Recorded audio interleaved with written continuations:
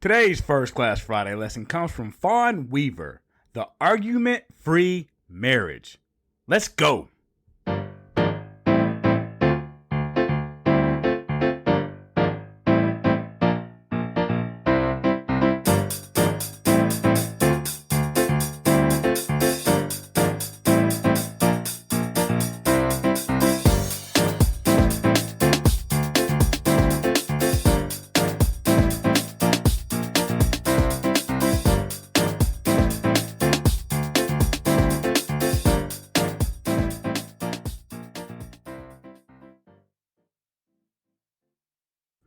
Hey, welcome to On the Up and Up with Patrick and Talisha. This week, we have Fawn Weaver's TEDx talk showing you how to have an argument-free marriage. Is that even possible? Well, you're about to find out. Don't forget to rate and review our podcast on iTunes. Give us a 5-star rating and give us a review, and we will read your review on next week's show. And this gives you the best chance to win our Listener of the Week and get celebrated on social media. And congratulations again to this week's winner, Latifah Joint. So hop on over to Instagram and give her a follow at LattiGatt. That's LATIGATT. And see what the life of a boss pharmacist looks like. Also, follow our Instagram at Patrick and Talisha. You can follow me at I am Pat Ratliff. Follow Talisha at The Farm D Mommy. And head over to Facebook and like our Facebook page at Patrick and Talisha. Also, email the podcast with any questions you have regarding marriage and relationships and life at podcast@patrickandtalisha.com. And continue to be on the lookout for our new Facebook group that we have. It's called the Patrick and Talisha's Marriage Circle.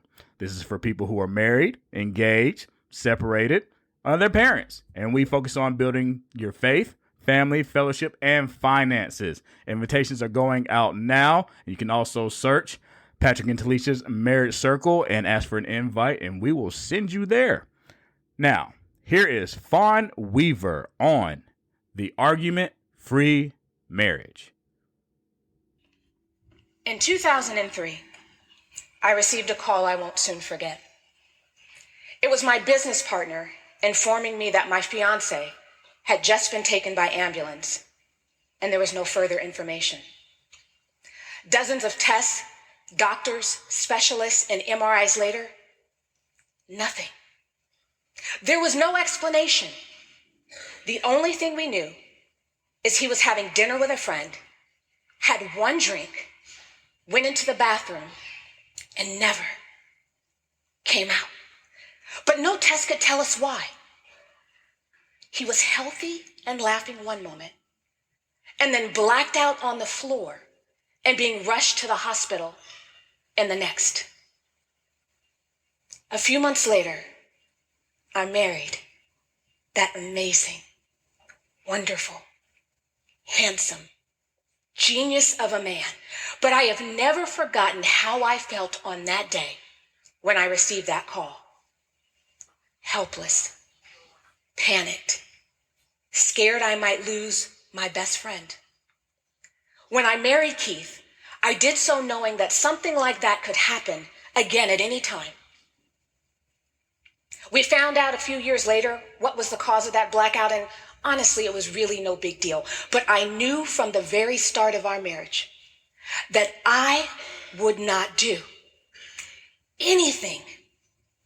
I would not say anything to him I might later regret. I knew that I would do everything in my power to love him. Love is the nucleus of each of our lives. It is what propels us to greatness. It is what makes this life worth living. It is the first emotion that was showered upon most of us from the moment we entered into the world. Our mothers, fathers, siblings, hospital workers. Immediately following our grand entrance, we were introduced to the strongest emotion there is: love. And then, for some reason, we get married or enter into a long-term relationship and we allow something to compete with our consistent ability to show our admiration and affection for those we love most. Life. Life happens, debt happens, stress happens, a terrible boss, work, kids, downtown traffic, all of the most challenging and frustrating moments in life. Did I mention downtown traffic? All of these elements of life happen to us, and we forget one very important thing. We can't count on tomorrow. It may never come.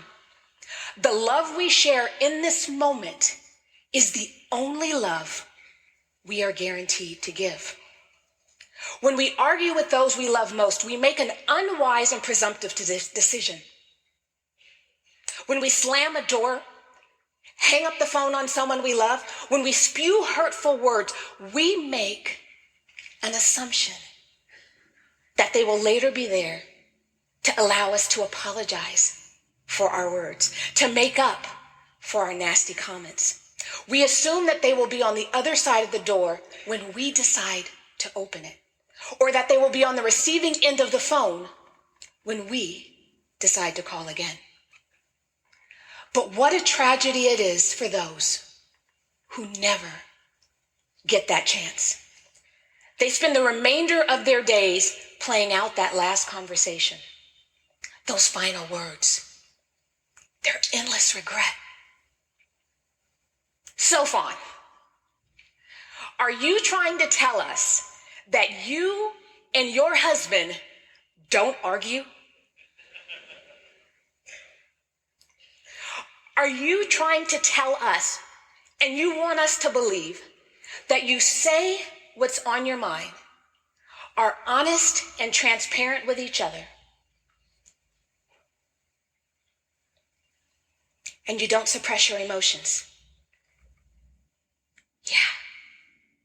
You do realize that nearly every family therapist and marriage counselor in this room and outside of this room is likely to dispute what you're saying is even possible.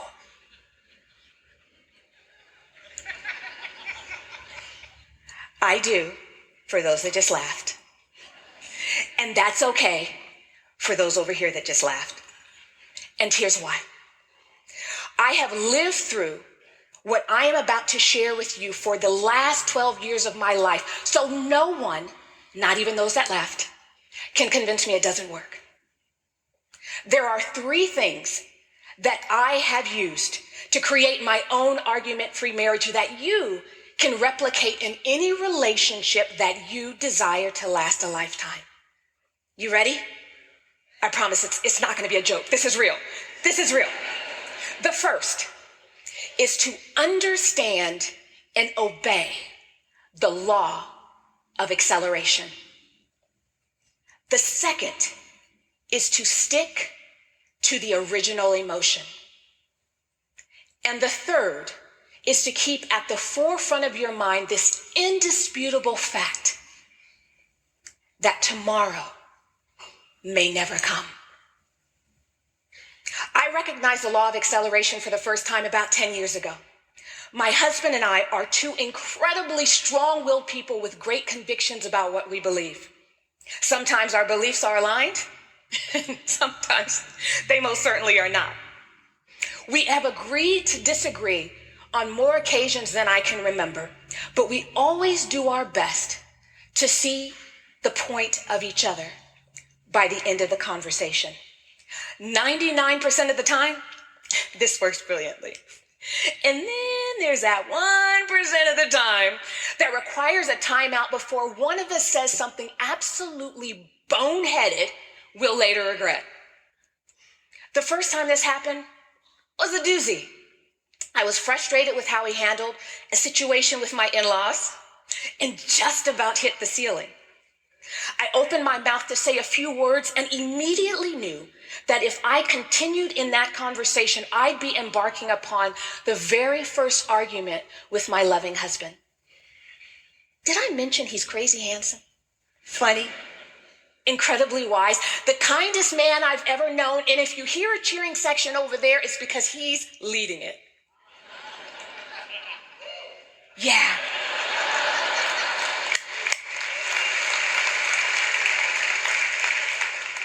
I knew it wouldn't be worth it. So as quickly as possible, I laced up my tennis shoes and bolted out the front door. I decided I would walk until all of the angry voices in my head had subsided. Throughout, the voices just began getting louder and louder and louder, telling me I was right and Keith was dead wrong. You have every right to be mad, one voice said. You should give that man a piece of your mind, jabbed another. What was going on in that moment is something that I like to refer to as the law of acceleration. Do you remember in 2010 when Toyota had a defect in their cars that caused them to accelerate while the driver was pressing on the brakes? The drivers going at full speed were swerving left and right, trying to dodge cars and bring their cars to a halt before hitting another. Some succeeded, some failed. What the drivers of those Toyotas described as happening is what so often happens to us when our loved ones and spouses do something that hurts, disappoints, or saddens us.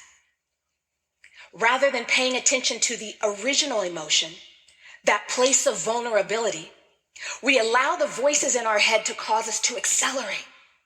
We zoom ahead from hurt to angry, from disappointed to frustrated, from fearful to ready to fight, and from sad to mad. The day of that in-law incident, I knew if I did not get out of that house right then, right there, I was going to lose control. So I kept walking and walking and walking. Let's just say I burned a lot of calories that day.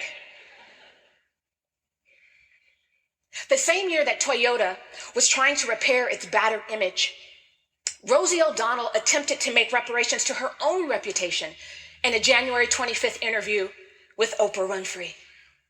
Discussing the huge fight between Rosie and Barbara Walters that got her ousted from The View, the first time, not the second. Oprah asked, "Do you regret that moment?" What Rosie said next confounded even the talk show queen herself. Rosie said this, "For me, at that moment, if I had been braver, I would have just cried and said, 'You really hurt my feelings.'" Oprah clapped her hands as if having one of her aha moments and said, "That is so interesting that you would say, if I had just been braver, I would have just cried." Because oftentimes crying is seen as the weak thing to do. She then asked Rosie, why? What Rosie said next illustrates the principle of sticking to the original emotion better than anything I could ever hope to say to you today. Rosie said, "Because then you're vulnerable. Then the authentic feeling which I had, which was pain and hurt and rejection, would have come out." Instead, Rosie told Oprah, she'd put on the same armor she'd chosen since she was a child. She shielded her vulnerability and masked her hurt feelings with anger. When we become angry enough to begin arguing, we have allowed the original emotion, which requires our vulnerability, to be covered up by a more aggressive, defensive response. Rather than exposing the softer sides of ourselves, we put up our shields and pull out our verbal swords. We swing left, we swing right, missing the mark every single time. One of the simplest and most powerful books to ever be written is Don't Sweat the Small Stuff by Richard Carlson. When I wrote my first book, The Happy Wives Club, that really is a book, I traveled to 12 countries on 6 continents and interviewed couples happily married 25 years or more. I figured anyone happily married a quarter of a century or more, definitely knew the secrets of a great marriage, and I wanted to find out what were the common denominators. For my last interview, I flew to San Francisco, to the home of Chris and Richard Carlson. Sitting in front of their fireplace, Chris shared with us a call she'd gotten early one morning. A little before 6 a.m., Richard boarded a flight in San Francisco, headed for New York to promote one of his books. Most people don't know this because Richard's amazing books live on. But Richard Carlson never got off that plane alive. An athletic, healthy, 45-year-old man said, "I love you" to his bride of 21 years. And the next day,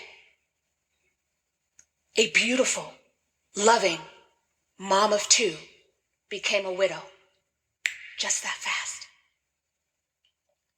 There I sat, next to the love of my life, just a few years younger than Richard when he died, seated across from Chris as she shared with us the pain of that moment. On the coffee table between us was a book called The Last Lecture, a book written by a 47-year-old professor who, when given just 3 months to live, delivered one of the most powerful lectures you ever want to see. At the end of his talk, he put up a slide that said, "This talk wasn't for you guys. It was for Dylan, Logan, and Chloe, his 3 young children he was leaving behind." Sitting in Richard's chair, looking into my husband's eyes as he listened to Chris's words, and then looking at the last lecture divinely placed on the coffee table between us, there was not a chance in hell I'd ever let a day go by that my husband did not know he is the greatest gift I've ever been given. Toyota's mistake, Oprah's aha moment, and Richard and Chris's final morning together continue to guide every day of my life. And if you haven't figured this out already, if you did not realize I was really just talking to myself up here, this talk isn't for you guys either. It's not just for you. This is a lifelong reminder to myself, my family, my friends, husbands and wives everywhere, and you, to forgive and give as if it were our last opportunity, to love like there's no tomorrow, and if tomorrow comes, love again.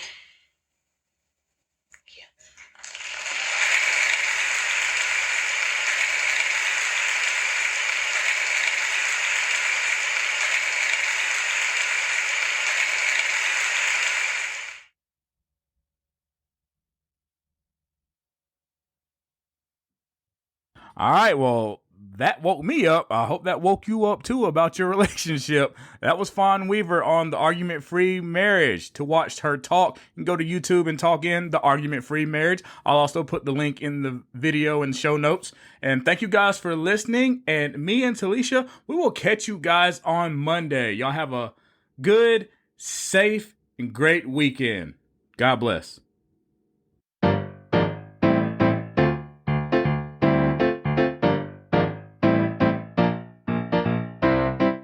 Thank you for listening to On the Up and Up with Patrick and Talisha. For access to all of our episodes, please subscribe to our podcast on iTunes, Google Play, Spotify, and wherever you listen to our show. Leave us a 5-star rating and review on iTunes, and we will give you a shout out on our next episode. Stay connected with us on Twitter and Instagram at I am Pat Ratliff and at the PharmD Mommy. Thanks again for listening, and we will see you next week. God bless.